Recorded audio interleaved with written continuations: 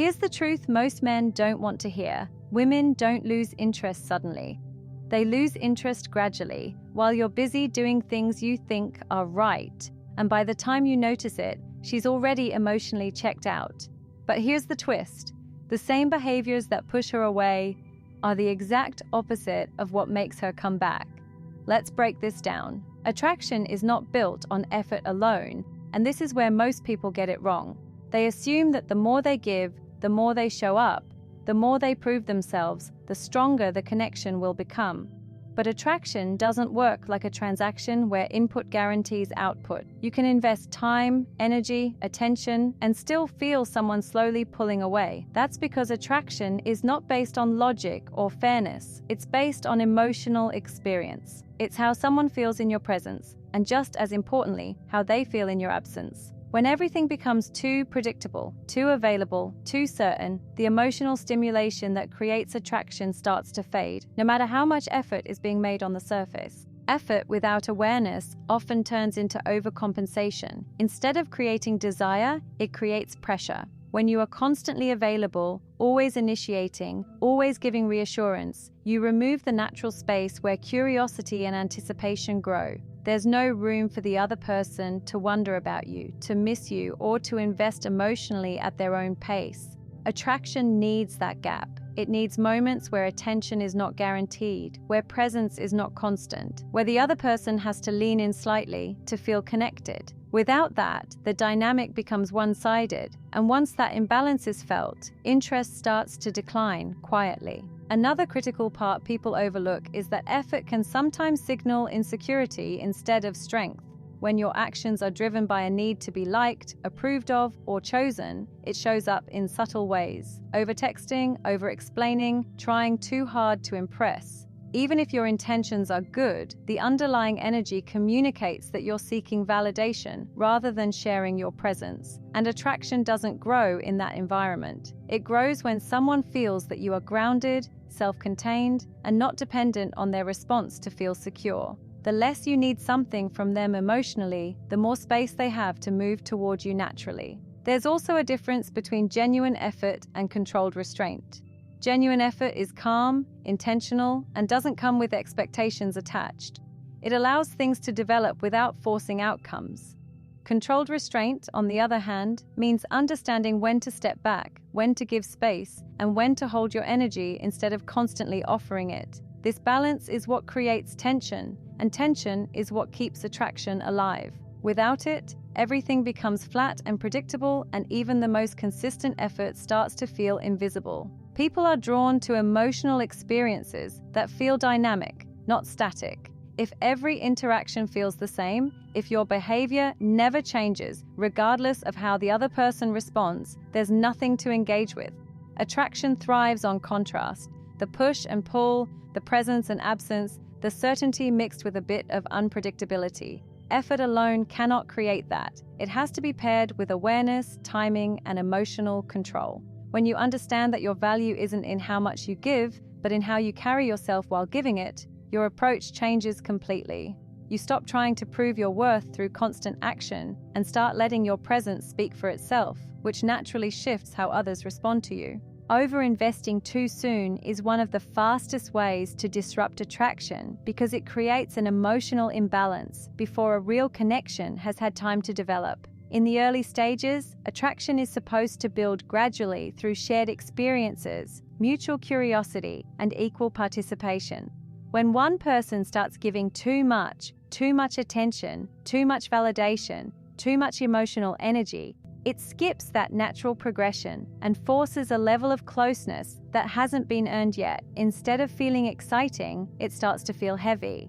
The other person hasn't reached the same level of emotional investment, so what should feel like connection begins to feel like pressure. This pressure isn't always obvious, but it shows up in subtle ways: slower responses, less enthusiasm, or a growing need for space. The core issue with overinvesting is that it often comes from a mindset of trying to secure the outcome too early. You start acting as if the relationship already has a defined place in your life, even though it's still in the discovery phase. You prioritize them quickly, adjust your schedule around them, and offer emotional availability that hasn't been matched. This removes the natural challenge and uncertainty that attraction depends on. When everything is given up front, there's nothing left to build toward. The other person doesn't get the chance to invest at their own pace because the dynamic has already been tilted. Instead of two people moving toward each other, it becomes one person leaning in while the other subconsciously leans back to regain balance. Another layer to this is how over-investing affects perceived value.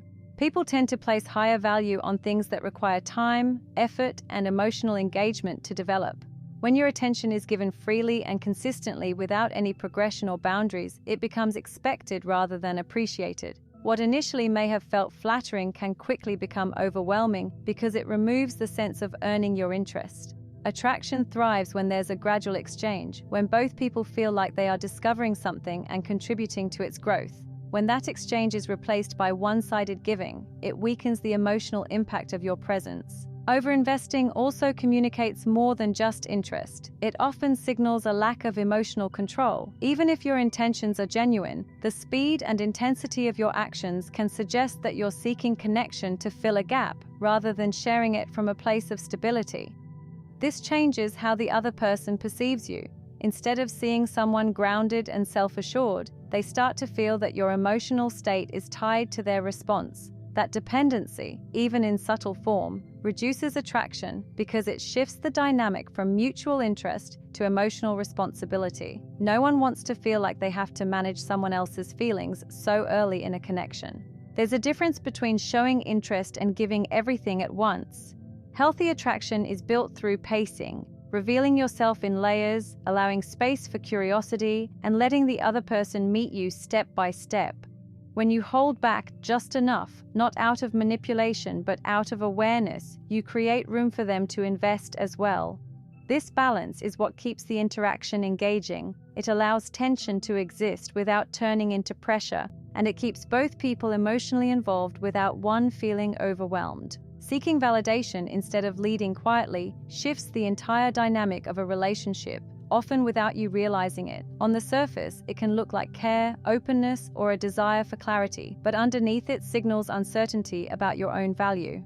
When you constantly look to someone else to confirm that you're liked, wanted, or accepted, you hand over control of your emotional state. Instead of showing up as someone who is grounded and self-assured, you begin to appear dependent on their responses. This changes how the interaction feels. Rather than creating attraction, it creates pressure because the other person starts to feel that they are responsible for maintaining your confidence, even if you never say it directly. Validation-seeking behavior often shows up in subtle, repeated patterns. Asking where you stand too early, needing reassurance after small shifts in communication, over-analyzing tone, or trying to get constant confirmation that everything is okay. These actions may seem harmless individually, but together they build a pattern that weakens your presence. Instead of allowing the connection to unfold naturally, you begin trying to control the outcome through reassurance. This removes the emotional tension that attraction depends on and replaces it with predictability and neediness. When someone feels like they have to keep proving their interest to you, it stops feeling like a mutual experience and starts feeling like a responsibility. Leading, in contrast, is not about dominance or control, it's about emotional stability and direction. It means you're not waiting for the other person to define how things are going at every step. You're comfortable allowing uncertainty to exist without rushing to resolve it.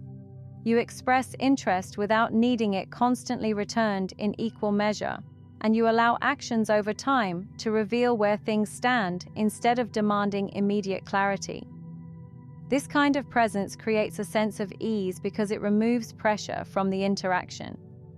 The other person doesn't feel interrogated or evaluated. They feel free to engage, which naturally increases their level of investment. When you seek validation, you also unintentionally lower your perceived value, not because wanting reassurance is inherently wrong, but because frequent need for it suggests that you don't fully believe in your own worth. Attraction is influenced by how secure someone appears within themselves. If your behavior consistently communicates doubt, it creates an imbalance where the other person feels more certain than you do. That imbalance reduces tension and makes the dynamic less engaging. People are drawn to those who seem comfortable in their own skin, not those who are constantly checking if they measure up. Another important aspect is how validation seeking limits authenticity. When your focus is on being liked, you start adjusting your behavior to get approval. You filter your thoughts, soften your opinions, and prioritize saying the right thing instead of the honest thing. Over time, this creates a version of you that feels safe but not compelling. Attraction doesn't grow from perfection. It grows from realness, from someone who is willing to express themselves without needing constant feedback on whether it's acceptable. When you lead, you give yourself permission to be that person, which naturally makes your presence stronger and more distinct. Shifting away from validation and into leadership requires internal alignment. It means trusting your own judgment, being comfortable with not knowing exactly how the other person feels at every moment, and allowing the connection to develop without forcing certainty. Instead of asking for reassurance, you observe actions. Instead of reacting to every small change, you stay consistent in your behavior. This creates a different energy, one that feels calm, confident, and self-contained, and that energy is what allows attraction to grow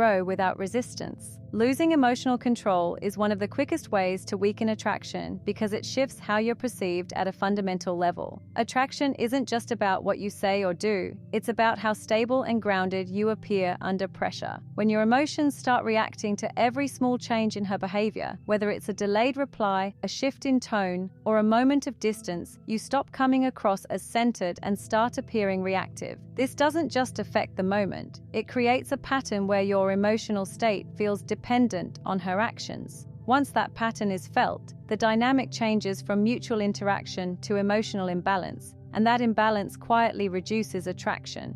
Emotional control doesn't mean suppressing how you feel. It means managing how you respond to those feelings. There's a difference between noticing that something feels off and immediately reacting to it. When you react impulsively, sending multiple messages, questioning her interest, or trying to fix something that hasn't even been clearly defined, you communicate uncertainty. Even if your intention is to maintain the connection, the effect is the opposite. It creates pressure and makes the interaction feel unstable. A calm, controlled response, on the other hand, signals confidence because it shows that you're not easily shaken by temporary shifts. That steadiness is what creates a sense of safety and attraction at the same time. One of the most common ways emotional control is lost is through overinterpretation. You begin reading into small details: how long she took to respond, the wording of a message, a perceived lack of enthusiasm, and then you build a narrative around it.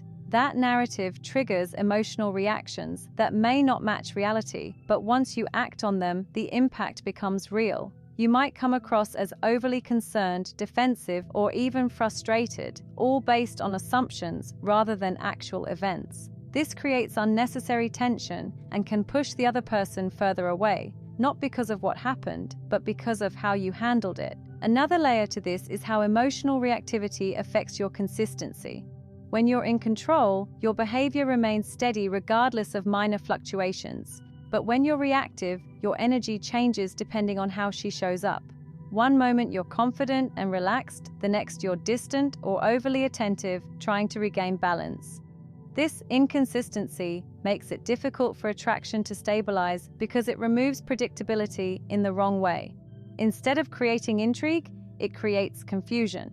Emotional control ensures that your presence remains consistent, which allows the other person to feel your stability rather than your fluctuations. Losing emotional control also often leads to overcompensation. After reacting impulsively, you might try to correct it by explaining yourself, apologizing excessively, or increasing your effort to make up for what you think went wrong. This only reinforces the initial impression of instability. Instead of resetting the dynamic, it amplifies the issue because now your behavior is being driven by a need to fix your own reactions. When you maintain control from the start, you avoid entering that cycle altogether, keeping the interaction balanced and grounded. Strong emotional control creates space for observation instead of reaction. It allows you to notice patterns without immediately responding to them, to give situations time to reveal their meaning instead of forcing clarity in the moment. This patience changes how you engage because it removes urgency from your actions. You're no longer trying to manage every outcome in real time. Instead, you allow things to unfold while maintaining your composure, which naturally shifts how the other person responds to you. Ignoring your own life is one of the most subtle but damaging mistakes in attraction because it doesn't just change your behavior, it changes your identity. At the beginning, you had structure, priorities, routines, and a sense of direction that existed independently of her. That's often what created the initial attraction. You were focused, engaged in your own world, and she was stepping into something that already had momentum. But the moment you start shifting your attention away from your own goals and toward her, that balance begins to break. Your time, energy, and focus become centered around the relationship, and slowly, your life starts to revolve around her presence instead of your own purpose. This shift doesn't go unnoticed. When someone sees that your schedule is always open for them, that you're willing to drop your plans at any moment, it changes how they perceive your value. It signals that your life lacks depth or that your priorities are flexible in a way that reduces your sense of direction. Attraction is tied to respect, and respect grows when someone sees that you have standards, commitments, and a life that doesn't bend easily. When those things disappear, the dynamic becomes less about two individuals coming together and more about one person adapting entirely to the other. That imbalance removes the sense of challenge and independence that keeps attraction alive. Another layer to this is how ignoring your own life affects your emotional state. When your focus narrows down to one person, their behavior starts to carry more weight than it should. A delayed response feels more significant, a change in tone feels more personal, and any distance feels more threatening. This happens because you've removed other sources of fulfillment, leaving the relationship as your primary emotional outlet. As a result, your reactions become more intense, even if you don't intend them to be. That intensity can feel overwhelming to the other person, creating pressure where there should be ease. There's also a loss of individuality that comes with this shift. When you stop investing in your own growth, interests, and experiences, you have less to bring into the interaction. Conversations become repetitive, your energy becomes predictable, and the sense of discovery fades. Attraction thrives on expansion, on the idea that the person you're with is continuously evolving and bringing new perspectives into your life. When you pause your own growth, that sense of expansion disappears and the relationship starts to feel static. Even if everything seems stable on the surface, the underlying energy loses its depth.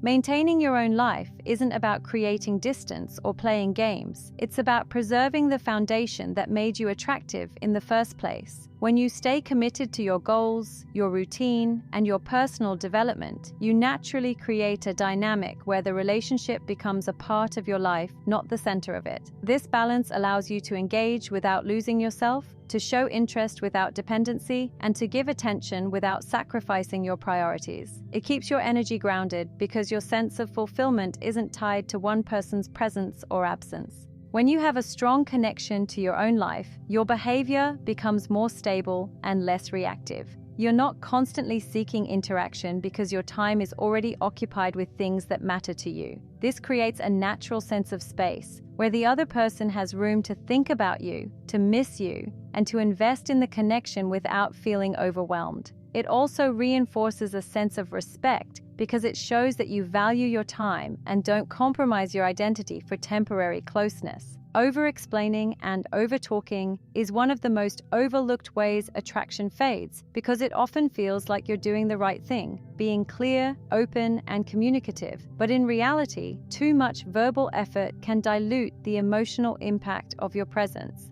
Attraction is not built through constant explanation. It's built through how someone feels around you. When you start explaining every thought, every intention, and every small shift in behavior, you remove the natural ambiguity that creates curiosity. Instead of allowing moments to breathe, you fill every gap with words, and over time, that turns the interaction from something engaging into something predictable and mentally exhausting. One of the core problems with over-explaining is that it often comes from a need to control perception. You want to make sure you're understood correctly, that nothing is misinterpreted, that there are no loose ends. But attraction doesn't grow in a perfectly controlled environment. It grows in spaces where not everything is spelled out, where there's room for interpretation, where emotions develop without being constantly defined. When you explain too much, you take away that space. You make everything explicit, and in doing so, you remove the subtle tension that keeps someone thinking about you after the interaction ends. Overtalking also shifts the dynamic in a way that reduces your presence. When you're constantly filling silence, sending long messages, or trying to keep conversations going at all costs, you create a sense of imbalance. It starts to feel like you're carrying the interaction rather than sharing it. This can lead the other person to lean back, not necessarily because they've lost interest, but because there's no need for them to invest. You've already done all the work. Attraction thrives when both people are contributing, when there's a natural rhythm of exchange. When that rhythm is replaced by one-sided communication, the energy becomes uneven and interest starts to decline. There's also an emotional layer behind over-explaining that affects how it's received. When you feel the need to justify your actions, clarify your intentions repeatedly, or provide detailed reasoning for simple things, it can signal insecurity. Even if your words are logical, the underlying tone communicates that you're seeking validation or trying to avoid misunderstanding at all costs. This creates pressure because the other person starts to feel like every interaction needs to be processed and responded to carefully. Instead of feeling light and natural, the conversation becomes heavy, and that weight slowly erodes attraction. Silence, on the other hand, is not a weakness. It's a form of control. Knowing when not to speak, when to let a moment sit, when to allow the other person to fill the gap, creates a different kind of presence. It shows that you're comfortable without constant feedback, that you don't need to explain everything to feel secure. This kind of restraint creates space for the other person to engage more actively, to ask questions, to lean in instead of stepping back. It also adds depth to your words because when you speak less, what you say carries more weight. When you reduce the need to over-explain, your communication becomes sharper and more intentional. You stop trying to manage every detail and start allowing the interaction to unfold naturally. This doesn't mean being distant or unclear. It means trusting that not everything needs to be said immediately. It means understanding that attraction is felt more than it is discussed, and that your presence, your tone, and your behavior communicate more than long explanations ever could. Chasing when she pulls away is one of the most instinctive reactions, but it's also one of the most damaging to attraction because it amplifies the very dynamic that caused her to create distance in the first place. When someone starts to withdraw, it usually means they need space to process their emotions, regain balance, or simply step back from the intensity of the interaction. The moment you respond to that distance by moving closer, texting more, asking questions, trying to reconnect immediately, you remove the space they were trying to create. Instead of allowing the dynamic to reset, you increase the pressure, and that pressure makes the distance grow even further. This reaction is often driven by fear of loss. The sudden shift in her behavior triggers uncertainty, and instead of sitting with that uncertainty, you try to resolve it as quickly as possible. You look for reassurance, clarity, or some form of control over the situation. But attraction doesn't respond well to urgency. The more you try to fix things in the moment, the more you communicate that you're uncomfortable without her attention. That discomfort becomes visible in your actions, and it changes how you're perceived. Instead of appearing grounded and self-assured, you start to come across as dependent on her engagement to feel stable. Chasing also disrupts the natural balance of emotional investment. When she pulls back, the dynamic is already uneven. By leaning in further, you widen that gap. Now it's clear that you're more invested than she is, and that imbalance reduces tension. Attraction needs a sense of mutual movement where both people are contributing and responding to each other. When one person is consistently pursuing while the other is creating distance, the interaction loses that balance and starts to feel one-sided. Over time, this makes your attention less impactful because it's no longer something she has to move toward. It's something that's always coming toward her. Another important aspect is how chasing removes the opportunity for her to feel your absence.